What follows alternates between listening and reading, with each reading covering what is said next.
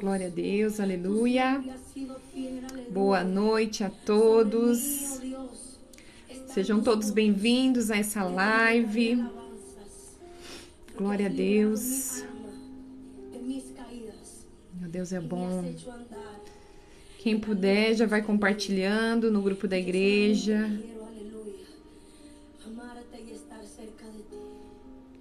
Aleluia, Jesus. Aleluia. Solo quiero verte cerca de mí, aleluya. Eu só quero tributar-te alabanças. Já vi que a Tamires entrou. Seja bem-vinda, Tamires. Já estou vendo aqui que o Celso também entrou. Graça e paz, seja bem-vindo. Hoje nós vamos continuar aqui o nosso estudo. Na semana passada a gente cortou no meio, não deu tempo de nós falarmos a respeito de tudo.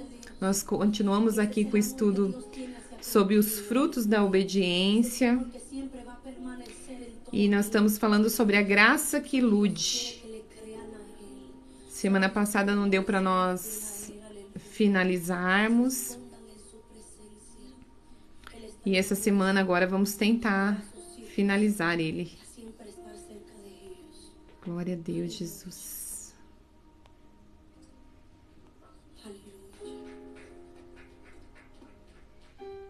Vamos tentar. Bom, estou vendo então que a Mábia entrou. Seja bem-vinda, minha amiga. A pastora também está aí. Seja bem-vinda. Tô conseguindo ver aqui todos que entraram. Comentário, nada.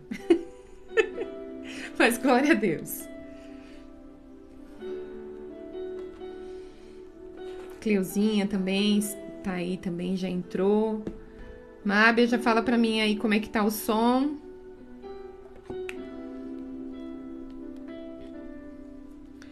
Fala pra mim se tá bom o som, tá ótimo, tá bom.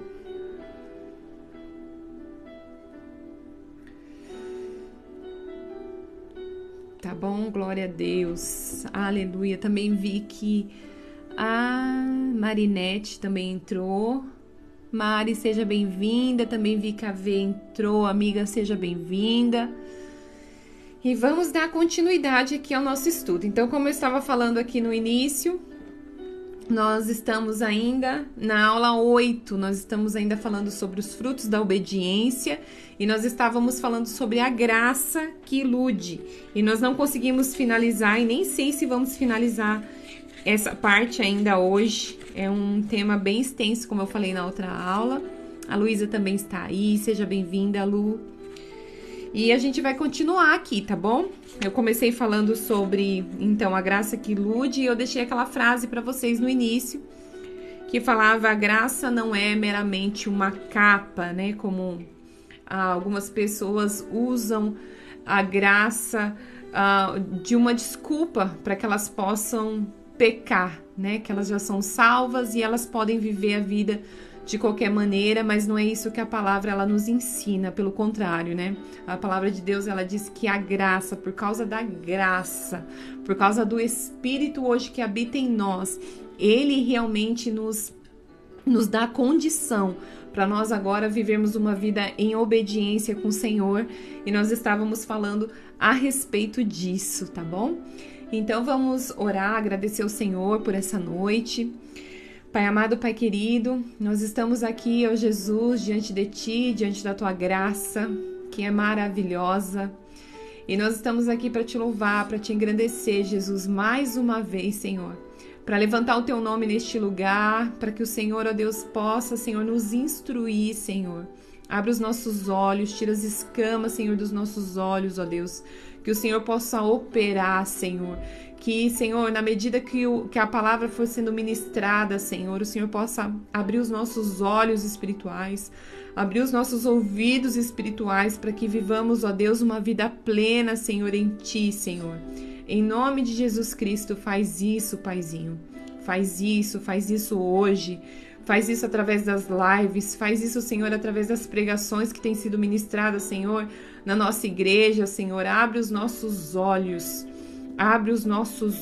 ó Deus. Nós queremos ser consumidos, ó Deus, pelo Senhor, pela sua verdade, pela tua sabedoria, Jesus. Nos ensina, Pai amado. Em nome de Jesus. E todos dizem aí, amém, glória a Deus. Meus irmãos, não estou vendo os comentários, mas sejam todos bem-vindos a essa live nesta noite. Nós continuamos com os estudos aqui todas as terças-feiras, às 20 horas. Na sexta-feira nós temos culto na nossa igreja local, na rua Altino Alves de Abreu, 384, culto presencial às 20 horas. Não deixa de estar lá para aprender mais do Senhor. É um culto de doutrina, é um culto mais rápido, começa às 8, termina às 9h30. Então se esforça para estar lá, para nós estarmos em família, e é tão maravilhoso, é tão gratificante quando nós estamos lá. Às vezes a gente chega tão cansado do trabalho, mas quando a gente chega lá, nossas forças são renovadas. Então se esforça para poder ir no culto na sexta-feira, tá bom? E nós temos culto também presencial no domingo, às 18 horas, tá bom? Nós tivemos aí 2 domingos seguidos, às 10 da manhã, mas agora retomamos nosso horário normal. No domingo também culto presencial, culto da família, às 18 horas, tá bom? Acho que são esses os recados.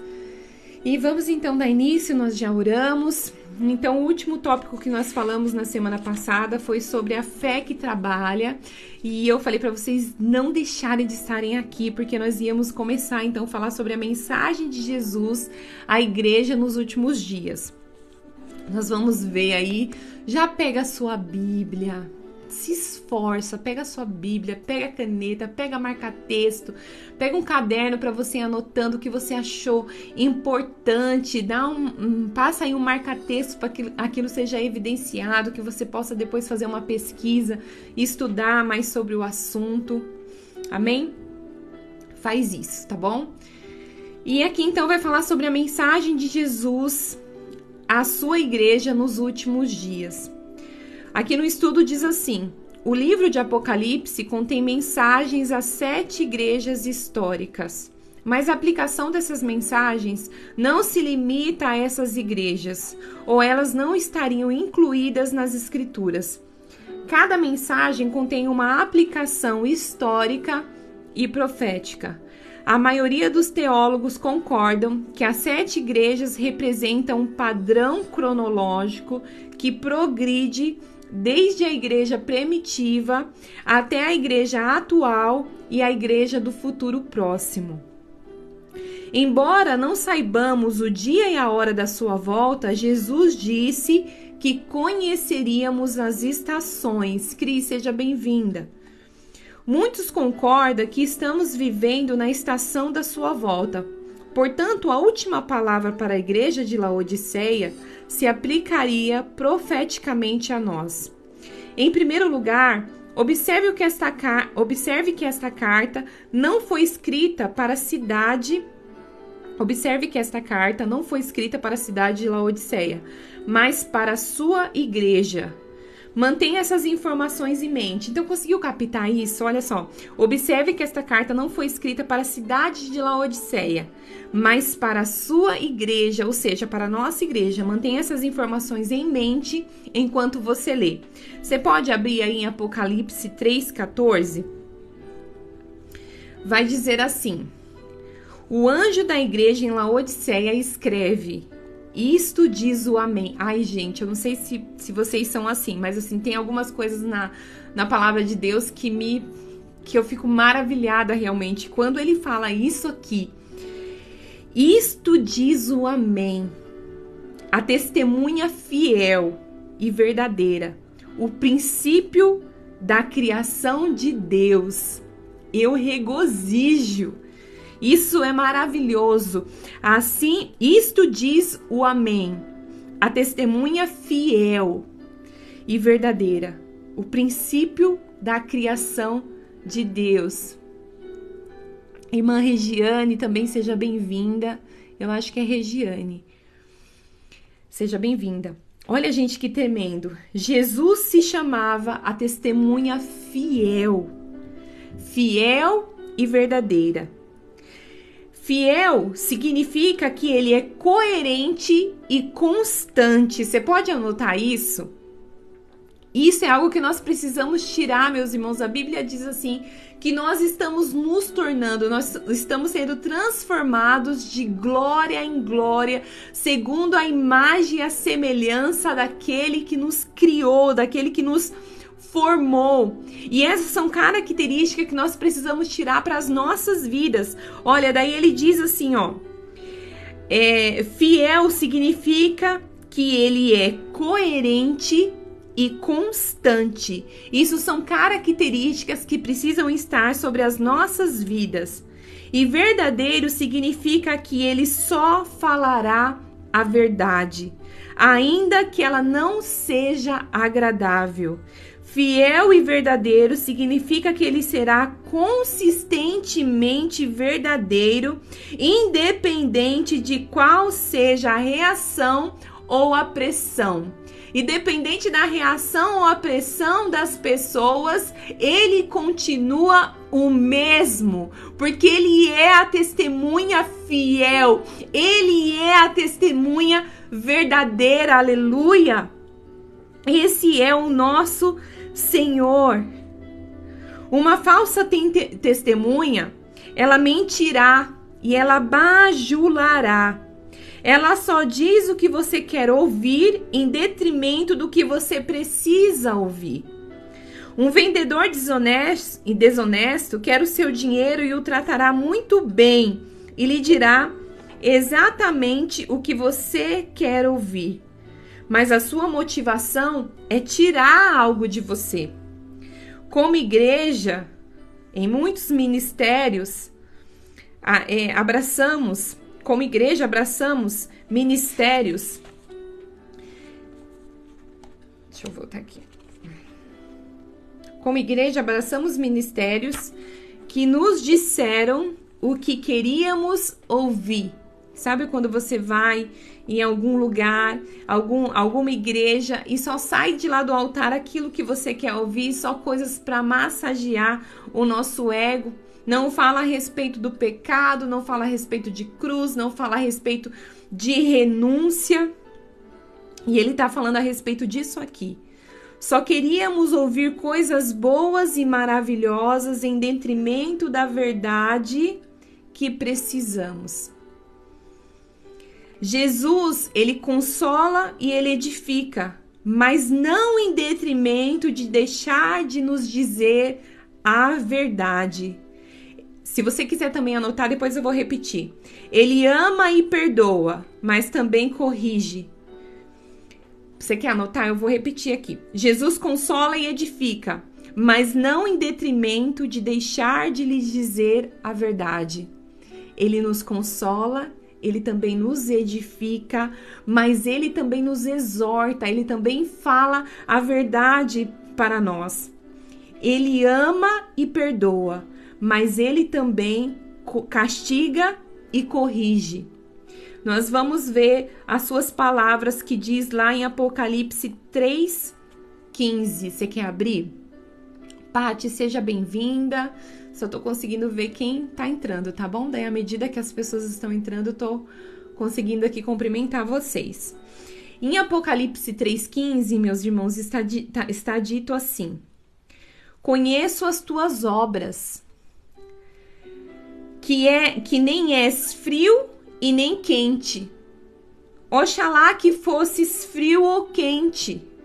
Observe que ele disse obras, não intenções. Lembra que a gente falou na aula passada? Eu não vou ficar voltando, mas você pode voltar lá e se você tiver anotado, tiver feito as anotações, vai ser fácil para você recapitular aquilo que nós falamos. Observe que ele disse obras, não intenções. A estrada para o inferno, ela é pavimentada com boas intenções. Como ele sabia o estado deles? Pelas suas obras e pelos seus atos. Lembra que nós falamos a respeito da fé, da nossa fé pelas obras? Por causa do nosso amor, é gerada uma fé, e essa fé trabalha, e ela gera o quê? Obras. Fé sem obras é morta, ela é vazia. Então ele está dizendo que ele conhece esse tipo de pessoa, os morno, por causa das suas obras, não por causa das suas intenções. E como foi dito aqui, a estrada para o inferno, ela é pavimentada de boas intenções. Como ele sabia o estado delas? Pelas suas obras ou pelos seus atos. Olha só que interessante. Deixa eu ver aqui para onde que nós vamos agora. Eu tô dando uma cortadinha. Assim, aí você pode também abrir lá em Apocalipse 3,16. Assim, não, vamos voltar só um pouquinho. Todos aqueles que são quentes, eles são consumidos por Deus. Todo o coração e o ser deles são tomados por Deus. É uma alegria, é o prazer deles obedecer-lhes. Eles também conhecem o seu verdadeiro estado. Jesus advertiu a última igreja de que o estado deles não era frio nem quente. Agora veja esta declaração: oxalá que vocês fossem frios ou quentes. O problema, meus irmãos, está no ser morno, e nós vamos ver no decorrer do estudo a respeito disso. Em Apocalipse 3,16, nós já lemos aí, diz assim: assim porque és morno, e não é quente e nem frio, vomitar-te-ei da minha boca. O que é morno? É quente demais para ser frio e frio demais para ser quente. O morno é uma mistura. Ele tem um calor suficiente para se misturar sem ser percebido, como o calor e frio suficiente para entrar sem ser percebido com o frio. As pessoas mornas se tornam como as pessoas que as cercam. Quando estava fazendo esse estudo, eu lembro que quando eu estava grávida, né, do Miguel, né, que é mais recente, e a grávida, ela fica muito enjoada, né, na gravidez, passa aquele tempo. E eu lembro, meus irmãos, você já tomou uma água morna? Você já saiu nesse calor, nesse verão, e de repente te servem aquela água da torneira que sai morna, e você vai tomar e aquilo te causa uma náusea e você tem vontade de vomitar? E isso, quando você tá passando por aquela fase da gravidez, isso aumenta muito e causa esse enjoo, causa essa náusea, essa vontade de colocar para fora. E nesse estudo aqui eu achei muito interessante, que até compartilhei algo do pastor César Cavalcante, que tá lá no meu stories, né? Que falava também a respeito disso, que as pessoas mornas tornam como as pessoas que as cercam. Ele não estava falando a respeito disso, mas estava falando como é importante o ambiente que nós vivemos, as pessoas que nos cercam, se são pessoas realmente de Deus, se são pessoas que realmente que são obedientes ao Senhor, porque é como se fosse algo contagioso. Nós vemos muito isso na história do povo de Israel, né? O quanto foi contagioso, né? Que o Senhor falava para eles que eles não tivessem contato ali com os outros povos, não imitasse o costume dos outros povos, porque aquilo podia prejudicá-los. E realmente, meus irmãos, nós precisamos andar com pessoas que servem ao Senhor, que buscam o Senhor verdadeiramente, porque se nós andarmos com pessoas que não querem o Senhor, ou que vivem, ou até estão dentro da igreja, mas vivem uma vida de aparência, nós seremos contaminados por isso. E nós precisamos escolher as nossas amizades, nós precisamos escolher com quem nós andamos, nós precisamos escolher se são pessoas cheias do Espírito Santo, porque se forem, certamente isso nos fortalecerá a cada dia. Jonas também tá aí, seja bem-vindo, viu?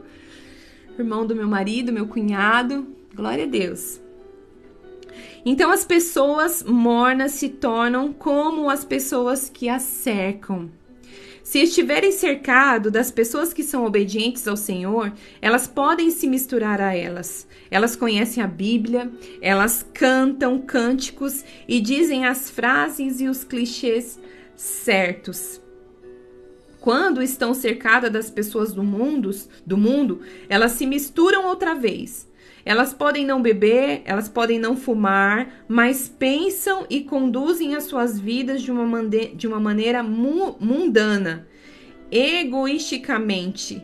Obedecem a Deus quando é agradável ou quando é do seu interesse, mas elas são motivadas realmente pelos seus próprios desejos.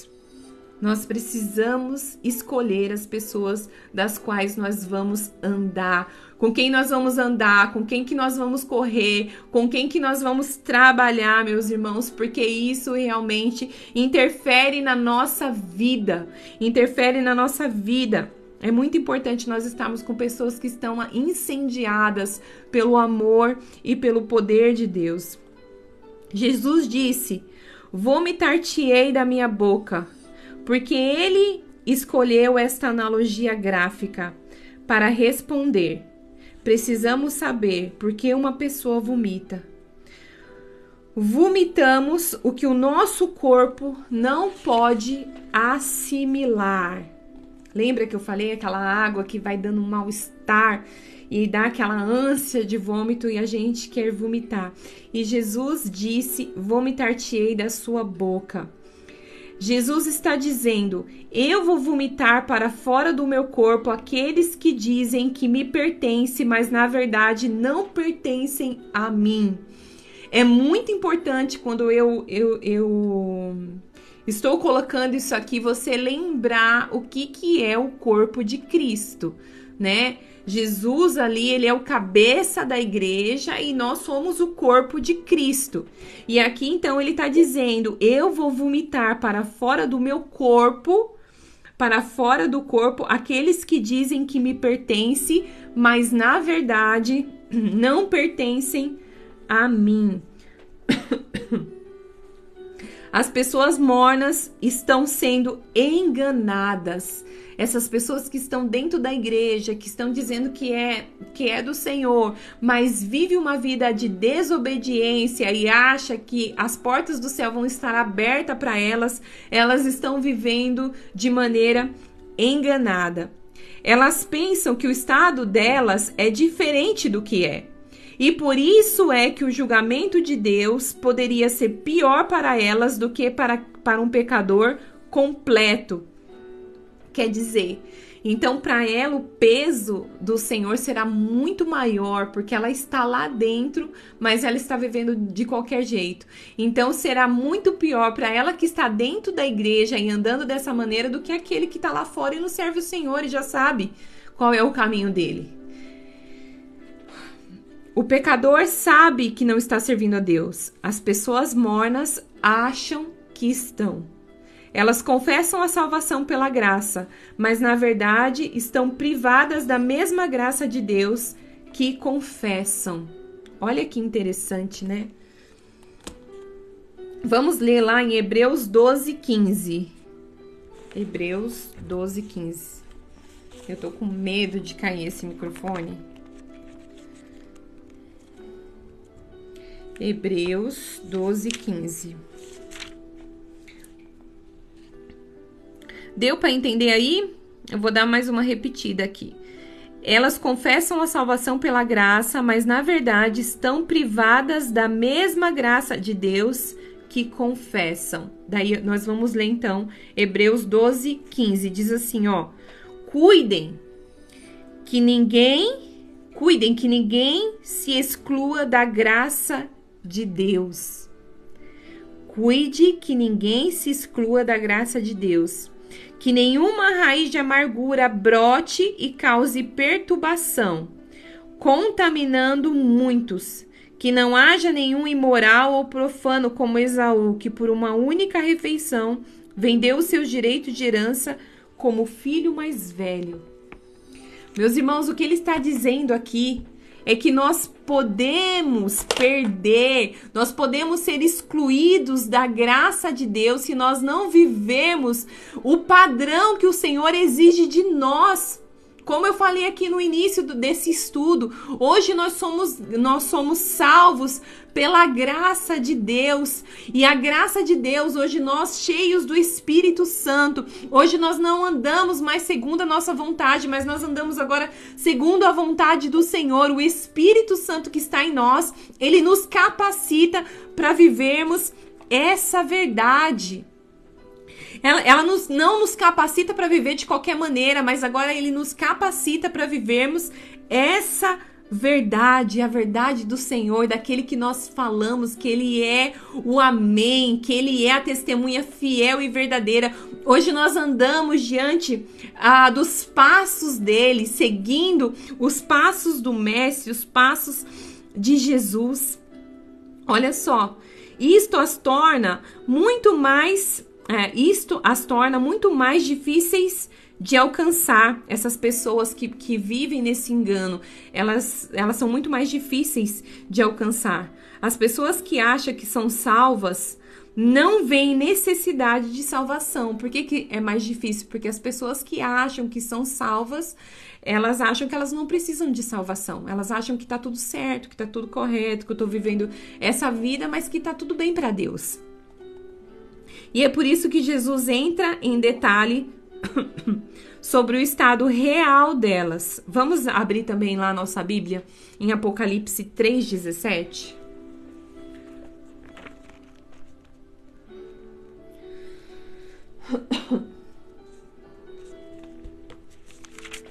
Apocalipse 3,17. Olha só o que vai dizer aqui. Você diz, estou rico, adquiri riquezas e não preciso de nada. Não reconhece, porém, que é miserável, digno de compaixão, pobre, cego e está nu. Olha o conselho que Jesus dá a esse tipo de pessoas.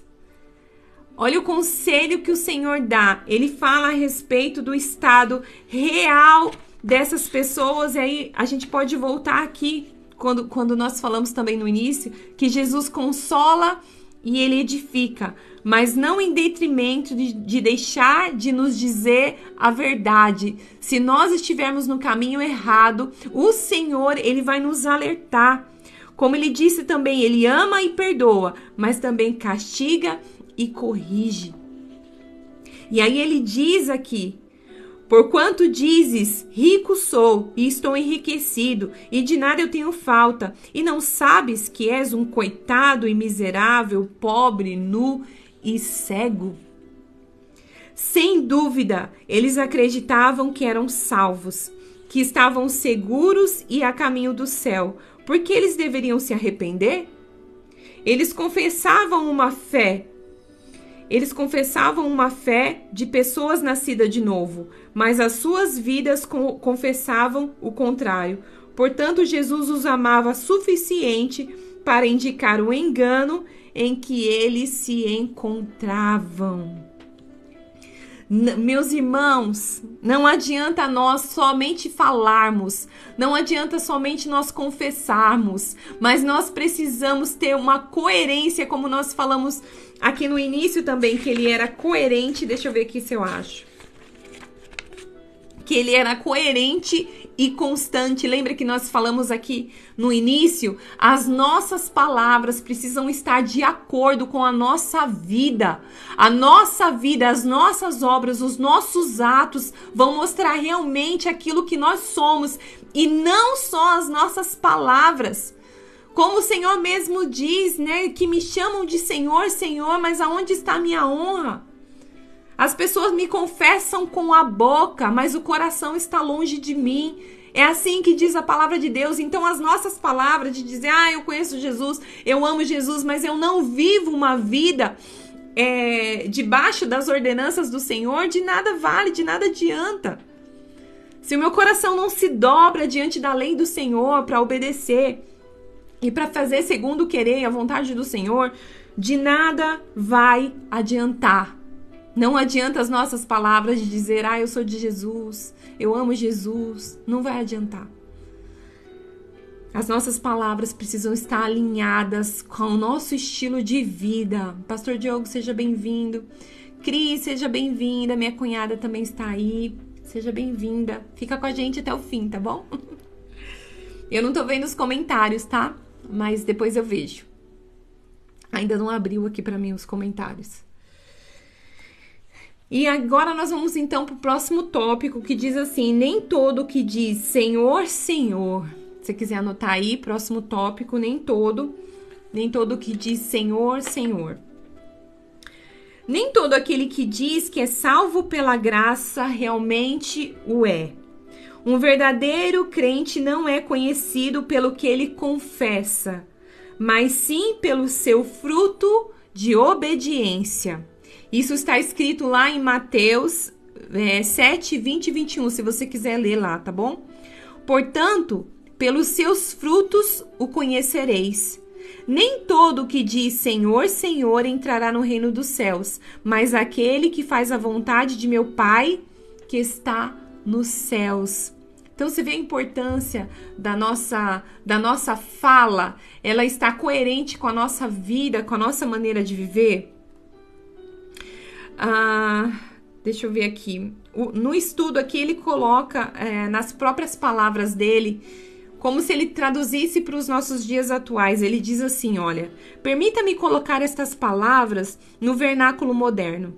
Vocês não saberão quem é e quem não é crente pelo que eles professam, mas pela submissão à vontade de meu Pai. Nem todo aquele que diz, sou cristão, Jesus é o meu Senhor, terá entrada no céu, mas apenas aqueles que obedecem à vontade do meu Pai. E novamente Jesus diz assim, lá em Mateus 7, aí vamos ler o 22 e o 23, tá bom? Mateus 7, 22 e 23. Muitos me dirão naquele dia: Senhor, Senhor, não profetizamos nós em teu nome? Em teu nome não expulsamos demônios? E em teu nome não fizemos muitos milagres? Então direi claramente: nunca vos conheci. Apartai-vos de mim, vós que praticais a iniquidade. No nosso vernáculo, ele também coloca aqui, como se fosse nos dias atuais, no nosso vernáculo moderno, um grande número de pessoas me confessará como Senhor e fará a oração do pecador. Muitas delas se consideram carismáticas ou pentecostais. Sim, até aquelas que fizeram milagres e expulsaram demônios em meu nome ficarão chocados ao perceberem o seu verdadeiro estado naquele dia. Elas esperam ter entrado no reino dos céus. No reino dos céus, apenas para me ouvirem dizer: apartai-vos de mim, vós que vivestes uma vida de iniquidade. A desobediência, ou seja, a desobediência à vontade de Deus. Essas não são as minhas palavras, nem este é o meu relato. Não é agradável pensar que haverá muitas pessoas que terão a sua entrada negada no reino dos céus. Até algumas expulsam demônio, até algumas que expulsaram demônios e que fizeram milagres em seu nome. As pessoas que fizeram maravilhas em nome de Jesus tiveram de ser salvas em um dado momento. Aquelas que nunca professaram a salvação em seu nome, não podem fazer obras sobrenaturais em seu nome. Há um relato sobre aqueles que tentaram isso no livro de Atos. Os 7 filhos de Seva decidiram, por conta própria, invocar o nome do Senhor Jesus para expulsar um espírito maligno de um homem, dizendo: nós te exorcizamos em nome de Jesus a quem Paulo prega. O espírito maligno respondeu: Jesus eu conheço, eu sei também quem é Paulo, mas vós, quem sois? Então, apoderou-se de 2 e prevaleceu contra eles, de modo que eles ficaram nus e feridos e fugiram daquela casa. Meus irmãos, há muitas pessoas que nos últimos dias então vão dizer: mas Senhor, eu não fiz milagres em teu nome, eu não expulsei demônios em teu nome. E o Senhor está dizendo que nem todos aqueles que dizem Senhor, Senhor, entrará no reino dos céus, mas somente aqueles que têm uma vida digna. E aqui o Senhor está falando, aqui nesse estudo também está dizendo que essas pessoas que também querem usar de artifícios, né? Usando ali algumas coisas que as pessoas que são cristãs fazem, elas podem se dar muito mal com isso. Elas podem se dar muito mal com esse comportamento, porque no começo desse estudo nós falamos a respeito de um mundo espiritual e ele existe. O inimigo, meus irmãos, ele vê a nossa vida.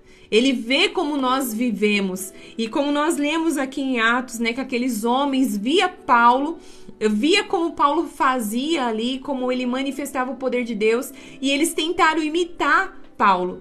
Mas ao fazer isso, o próprio demônio que estava naqueles homens reconheceram que aqueles homens não tinham nada do Senhor. Não tinha uma vida digna para chegar com autoridade e expulsar aqueles demônios. E aqueles demônios enfrentaram eles. E eles, como nós vimos aqui, foram assaltados ali de uma surra por causa deles usarem realmente ali o nome do Senhor, mas não tendo autoridade para isso. Então não adianta representar.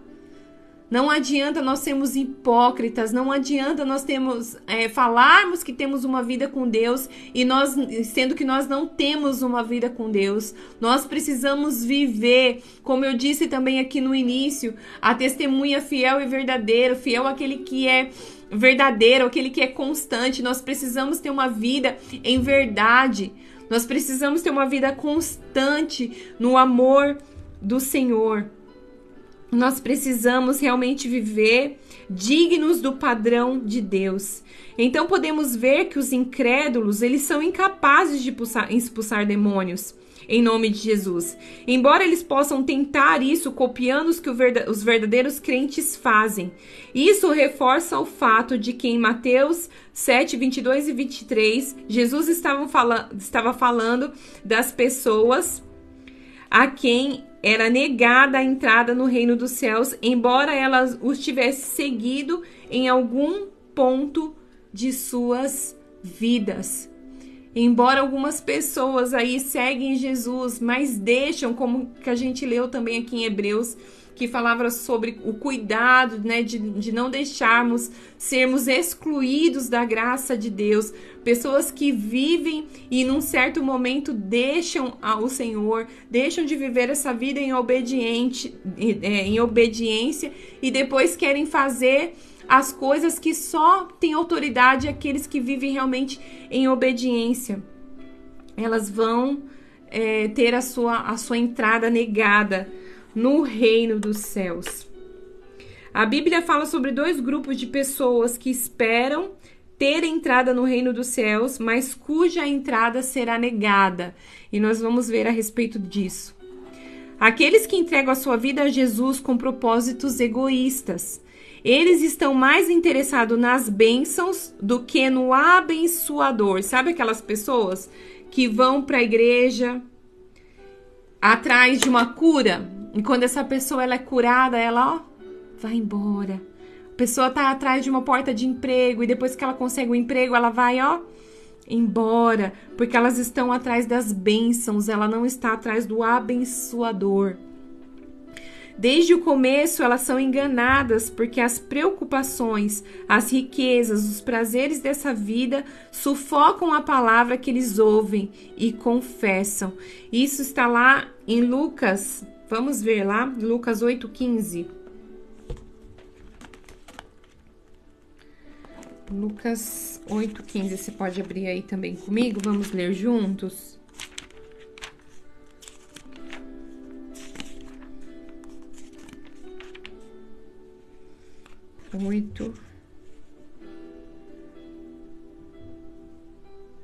Mas as que caíram em boa terra são os que, com coração bom e generoso, ouvem a palavra, a retêm e dão fruto com perseverança. Deixa eu ver aqui.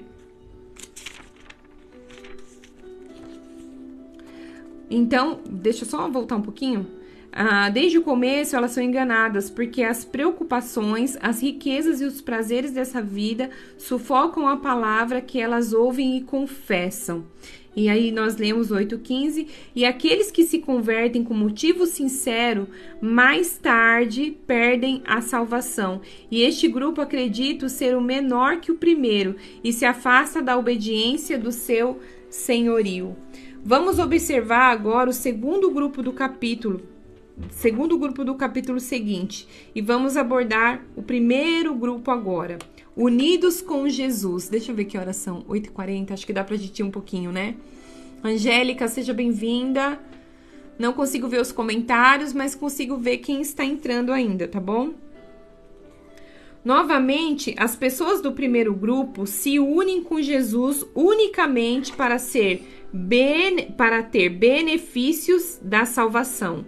Embora aceite a salvação, elas nunca conhecem o coração de Deus. Lembra que a gente falou aqui? Então, elas só vão lá só para obter algo do Senhor. Mas o coração, a intimidade, né? O mandamento que diz amar ao Senhor de todo o seu entendimento, de toda a tua alma, de todo o teu coração. Isso elas não fazem. Elas só vão até o ponto de receberem a sua provisão e elas o buscam em benefício próprio. O culto delas é egocêntrico e não motivados pelo amor. Jesus disse: nunca vos conheci. Nessa palavra, conheci é uma palavra grega, ginosco. Eu não sei se pronuncia assim, tá bom? Eu vou soletrar aqui para os irmãos entenderem. É o G-I-N-O-S-K-O, tá bom? Ginosco. No Novo Testamento, ela é usada para descrever a relação sexual entre o homem e uma mulher, que está lá em Mateus 1,25. Ela representa intimidade. Jesus dirá: nunca vos conheci intimamente. Então, quando ele diz a respeito disso, que eu nunca vos conheci, aparta de mim, ele está falando a respeito da intimidade. Que essas pessoas, elas nunca tiveram intimidade com o Senhor, um relacionamento sincero com o Senhor.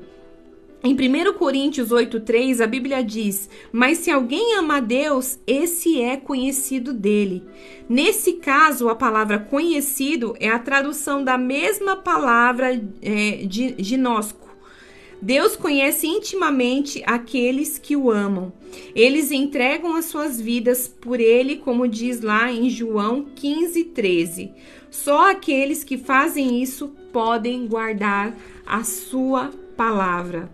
Lembre-se, quem não me ama não guarda as minhas palavras. Vamos ler também lá em João 14:24. João 14:24, deixa eu ver aqui.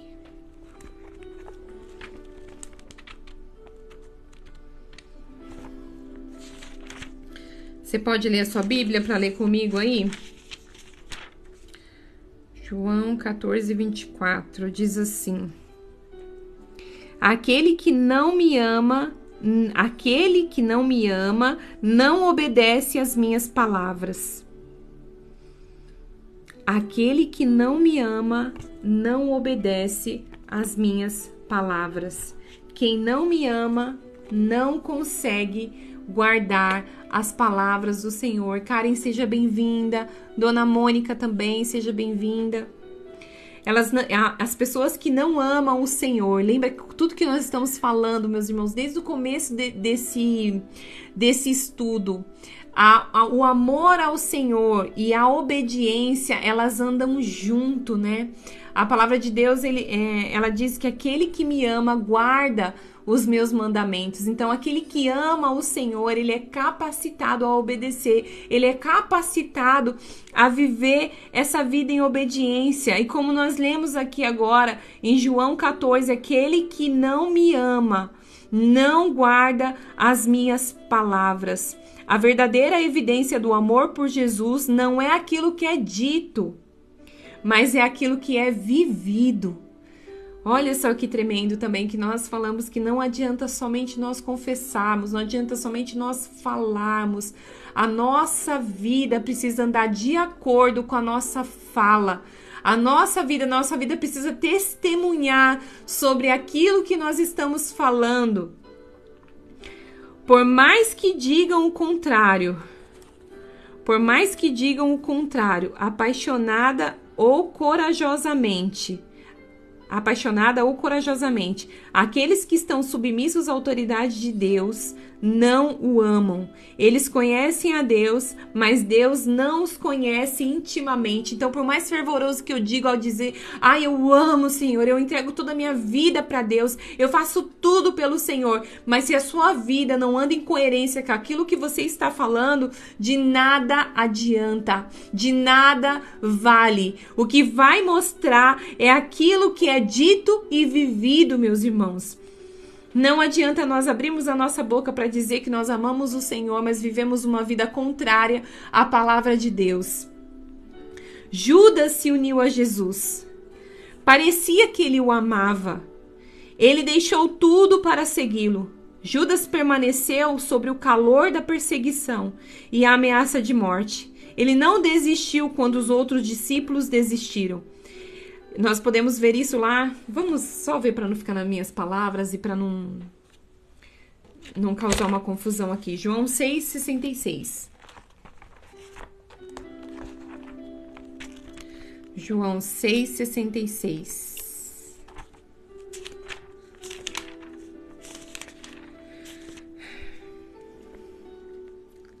Daquela hora em diante, muitos dos seus discípulos voltaram para trás e deixaram de segui-lo. Jesus perguntou aos 12, vocês também não querem ir? Simão Pedro lhe respondeu, Senhor, para onde iremos? Tu, que só tu tem as palavras de vida. Bom, é que ele vai falar a respeito desse texto aqui. Então, ele fala que aqui, quando muitos ali estavam querendo desistir, Judas não desistiu. Ele expulsou demônios, ele curou enfermos, ele pregou o evangelho. Reunindo os 12, Jesus lhe disse... Jesus deu-lhes poder e autoridade para expulsar todos os demônios e curar doença. Os enviou para pregar o reino de Deus e a curar os enfermos. Olha só o que Jesus fez. Aí entrou, gente, agora aqui os comentários, tá? Então já consegui ver o comentário aqui da pastora que colocou o versículo para nós. Então Jesus disse, olha só, reunindo os 12, Jesus deu-lhes poder e autoridade para expulsar demônios, curar doença e os enviou para pregar o reino de Deus e curar os enfermos. E dentro desses 12, quem estava lá? Judas. Entretanto, a motivação de Judas não era reta desde o princípio. Ele nunca se arrependeu dos seus caminhos egocêntricos. Ele revelou o seu verdadeiro caráter quando foi aos principais dos sacerdotes e disse, que me quereis dar? E eu vos entregarei. Ele mentiu e bajulou para ter vantagens. Ao longo do tempo que passou com o mestre, ele tirava dinheiro da caixa do ministério de Jesus para o seu uso pessoal. Ele nunca conheceu Jesus intimamente, embora tenha passado 3 anos e meio em sua companhia. Muitas pessoas hoje são como Judas. Elas fizeram sacrifícios pelo ministério, elas pregaram o evangelho e possivelmente até tenham sido usadas com dons, mas nunca conheceram Jesus intimamente. Todo o trabalho delas foi estimulado por motivos egocêntricos. Olha como é importante nós termos uma vida com o Senhor, pautada, meus irmãos, no amor. No amor. É o amor ao Senhor que nos capacita a viver uma vida digna, uma vida santa. Uma vida realmente que venha, que nós falamos e a nossa fala está coerente com o nosso estilo de vida. E só o amor do Senhor, só nós sermos norteados através desse amor, que isso pode acontecer, senão nós vamos virar um Judas na casa do Senhor, que faz muita coisa, que até cura, que até expulsa demônio, mas que naquele dia nós vamos ouvir do Senhor algo tão terrível: aparta-te de mim que eu não vos conheço. Olha como é importante nós termos uma intimidade de verdade com o Senhor, não algo de aparência, não eu buscar aparentar alguma coisa diante dos homens, não eu ter uma oratória e querer fazer uma oração bonita diante das pessoas, ou mostrar o quanto eu sei fazer, o quanto eu sei orar, o quanto eu sei pregar. Isso não é importante para o Senhor. O Senhor, Ele vê qual é a intenção do nosso coração que está lá dentro, meus irmãos. Ninguém pode enganar o Senhor, ninguém pode surpreender o Senhor. Nós podemos surpreender os homens, nós podemos enganar os homens, nós podemos nos achar muito especiais diante dos homens, mas diante do Senhor, a Bíblia diz assim que Ele é fogo consumidor. Lembra que nós falamos também a respeito do temor do Senhor? Que nós precisamos realmente estar atentos em saber quem é o Senhor, não somente aquilo que Ele faz, para que nós venhamos temer quem é o Senhor. E Ele diz aqui em Lucas 6,46: e por que me chamais Senhor, Senhor, e não fazeis o que eu digo? Ai, gente, eu não sei vocês, mas toda vez que essa palavra é falada, toda vez que essa palavra é pregada, me estremece. E por que me chamais Senhor, Senhor, e não fazeis o que eu digo? Do que adianta eu fazer tantas coisas que tantas pessoas estão pedindo? Ah, vamos fazer isso, agora vai fazer isso, agora vai ter outro negócio. E a gente faz para a gente poder mostrar para as pessoas, mas diante do Senhor, o Senhor está falando e nós não estamos obedecendo. O Senhor está falando, nos orientando, e nós não estamos nos debruçando. Sabe por quê? Porque o Senhor, nós só vamos conseguir ouvir o Senhor nesse lugar de intimidade, nesse lugar de comunhão. E se nós não temos uma vida de oração, e se nós não temos uma vida de comunhão, nós não sabemos o que está sendo ministrado. Nós não sabemos qual é a vontade de Deus. Nós não sabemos, nós não conhecemos. E é muito importante nós termos essa vida pautada realmente na oração, na busca, na intimidade, debruçar nas santas palavras do Senhor e buscar do Senhor aquilo que Ele pode nos trazer, nos alimentar. Entende? Compreende? Falta 2 tópicos, eu não vou fazer. Já é 8:55, eu não vou conseguir fazer isso daqui em 10, 15 minutos, meus irmãos. Eu vou deixar para a próxima e qualquer coisa a gente se estende mais um pouquinho na outra. Vai falar, viva a vida que você confessa. Ai, meu Deus, eu queria muito. Aleluia. Viva a vida que você confessa.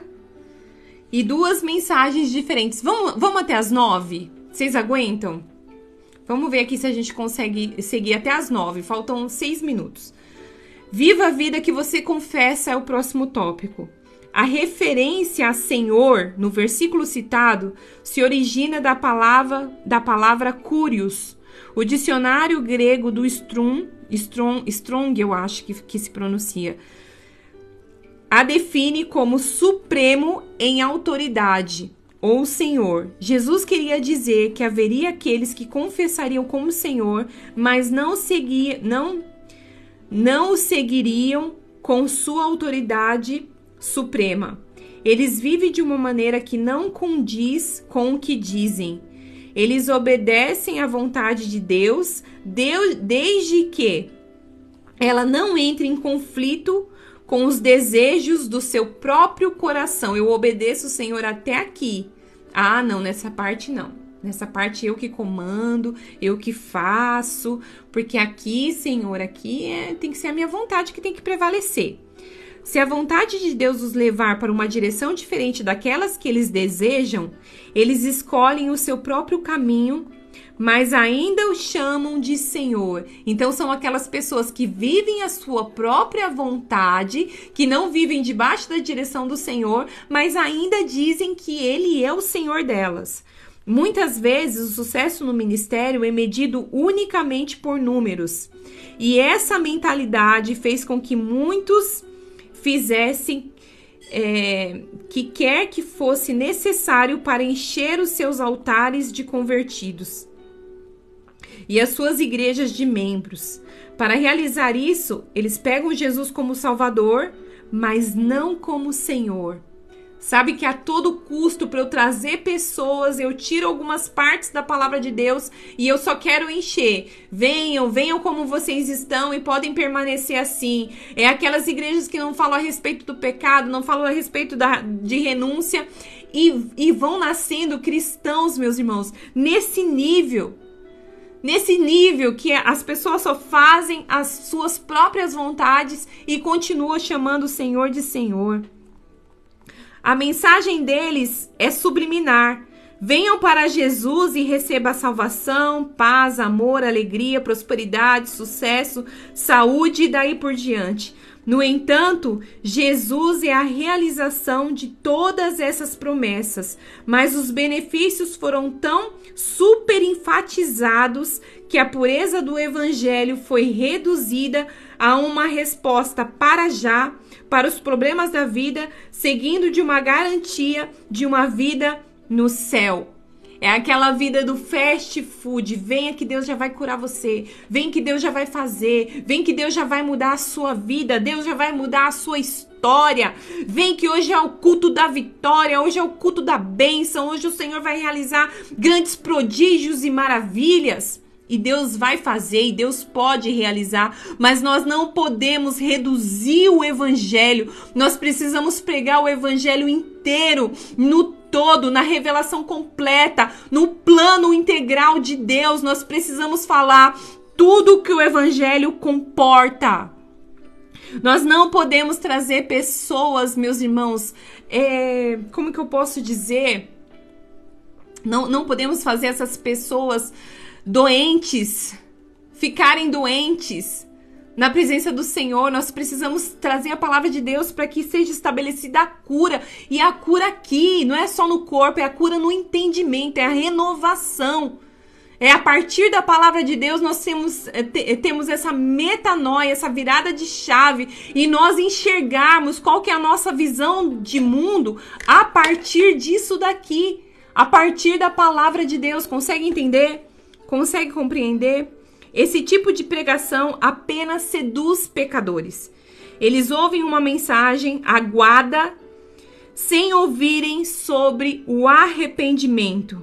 Dê uma chance a Deus e Ele lhe dará amor, paz e alegria. Nós contornamos o arrependimento a fim de ganhar um convertido. Então nós temos convertidos, mas de que tipo? Jesus confrontou os ministros do seu tempo. Ai de vocês, mestres da lei e fariseus hipócritas, porque vocês percorrem a terra e mar para fazer um convertido, e quando consegue, vocês o tornam duas vezes mais filhos do inferno do que vocês. Olha, meus irmãos, quando nós não falamos a verdade, quando nós não falamos a verdade a respeito do arrependimento, que nós temos uma vida agora de sacrifício, uma vida agora em obediência, e nós trazemos essas pessoas e não esclarecemos essas pessoas, é como o Senhor disse, é como se nós pegássemos essas pessoas e fizéssemos elas duas vezes filhas ou filhos do inferno.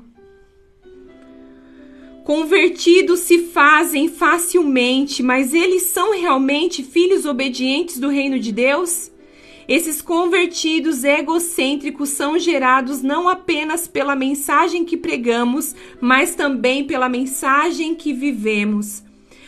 Jesus deixou claro para a multidão: se alguém quer vir após mim, negue-se a si mesmo, tome a sua cruz e siga-me. Pois quem quiser salvar a sua vida, perdê-la-á. Mas quem perder a sua vida por amor de mim e do evangelho, salvá-la-á. Se você isolar a palavra quer neste versículo, perceberá que o desejo de salvar a sua vida resultará na perda dela.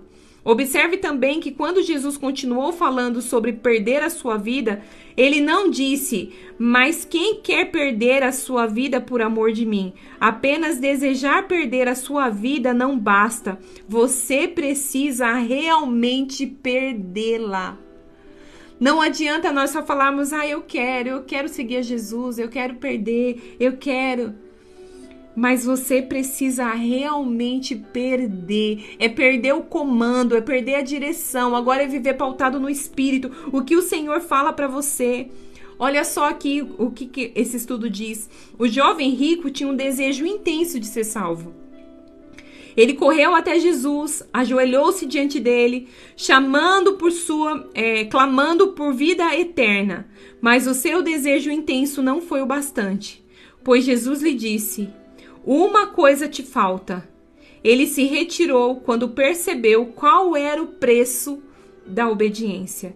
Pelo menos a sua sinceridade deve ser deve ser respeitada. Existem milhares de pessoas que não frequentam a igreja e que receberiam com prazer os benefícios da salvação, se tão somente pudessem manter o controle das suas próprias vidas. De alguma forma, elas parecem perceber que muitos na igreja têm ignorado. Existe um preço a ser pago para servir a Deus. Elas são sinceras com Deus, elas querem pagar esse preço. Por outro lado, existem aqueles que estão enganados. Eles frequentam a igreja, chamam Jesus de Senhor e declaram a sua submissão ao seu senhorio, enquanto, na verdade, não são submissos à vontade de Deus. E eu vou encerrar por aqui. Meus irmãos, então, como é importante nós temos não somente a fala, confessar Jesus, mas realmente ter uma vida que confesse, uma vida que fale por nós, uma vida realmente pautada na palavra do Senhor, no evangelho do Senhor, no todo, não tirando algumas coisas que pode ser que não sejam agradáveis para mim. Eu vou deixar ainda, então, para nós encerrarmos só mais uma parte, tá? Pra gente não falar isso muito corrido aqui. Deixa eu ver qual que ficou. Aí a gente entra nessa e já entra no próximo estudo na semana que vem, tá bom?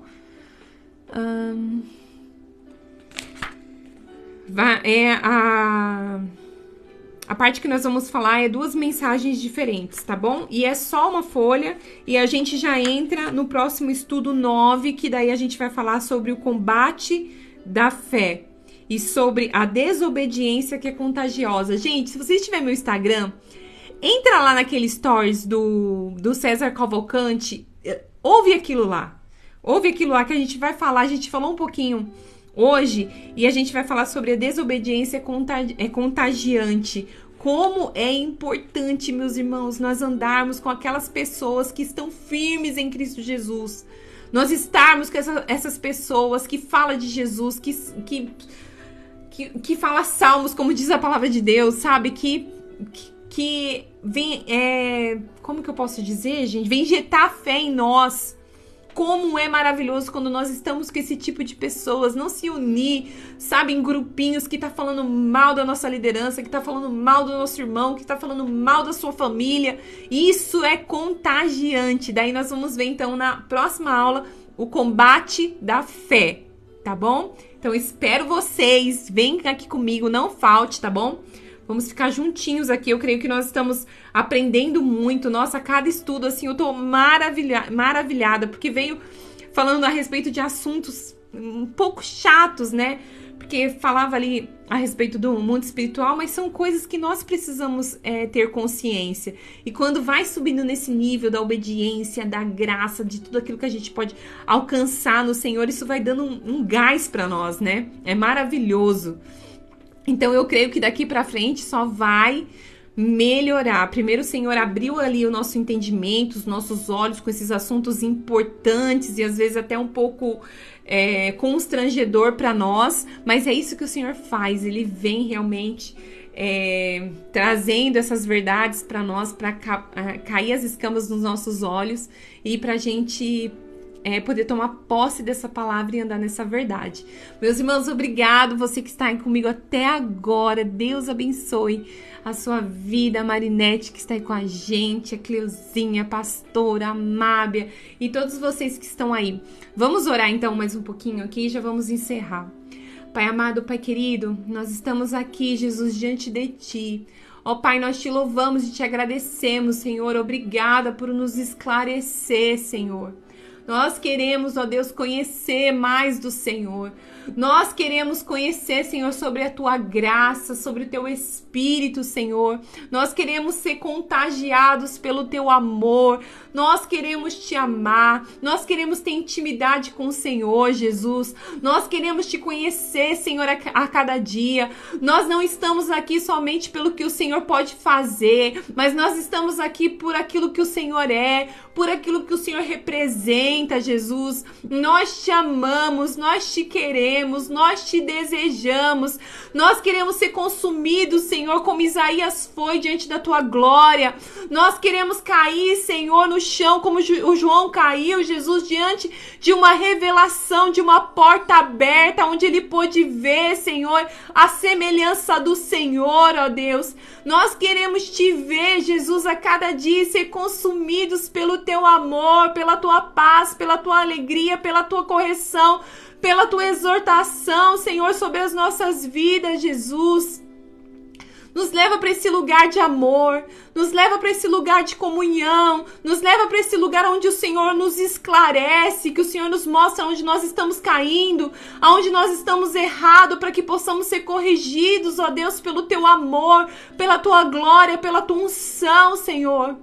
Faz isso sobre as nossas vidas, Senhor. Que cada palavra que está sendo falada não seja desperdiçada, Senhor, mas seja vida em nós. Seja vida em nós. Traga transformação nas nossas vidas, Senhor. Que a nossa vida, que a nossa fala, que o nosso estilo de vida, Senhor, possa ter coerência. Que possa estar alinhado, Senhor, aquilo que nós falamos, com o jeito que nós andamos, que nós nos portamos, ó Deus, em nome de Jesus. Opera o Teu querer e o Teu efetuar, Senhor, sobre as nossas vidas, porque nós Te amamos e nós queremos Te obedecer, porque é um prazer fazer a Tua vontade. É um prazer fazer a Tua vontade, Jesus amado. É um prazer, Paizinho. É um prazer, Jesus. Nós Te amamos, Senhor. Nós Te amamos. Nós Te amamos. Nós evidenciamos o Teu nome neste lugar, Jesus. Nós Te amamos. Glória a Deus, meus irmãos. Glória a Deus. Se Deus permitir, terça-feira que vem nós estamos aqui novamente. Amém? Que eu possa contar com a presença de vocês e que o Senhor possa falar mais ao coração de cada um de vocês, como tem falado ao meu coração. Amém? Deus abençoe vocês.